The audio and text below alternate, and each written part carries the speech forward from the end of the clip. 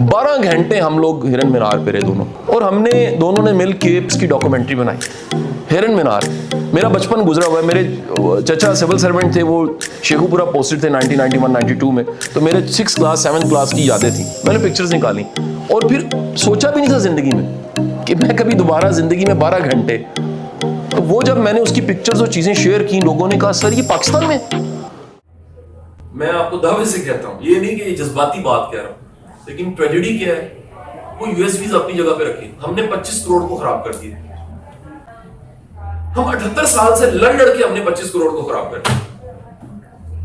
क्या कोई पोटेंशियल की कमी है? क्या ऐसी साइली पट्टी कहीं पर होगी?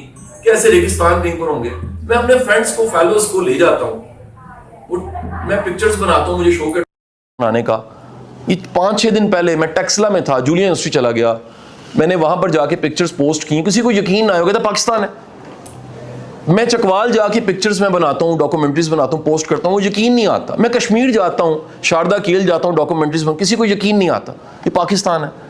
मैं पिछले दिनों 12 घंटे हम लोग हिरन मीनार पे रहे दोनों, और हमने दोनों ने मिल के इसकी डॉक्यूमेंट्री बनाई।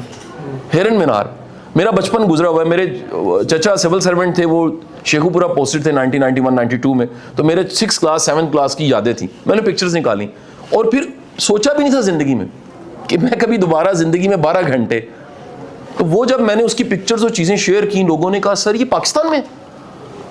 कल्चर देख लें, खाने देख लें, ये पता नहीं क्या हुआ मेरे मुल्क को।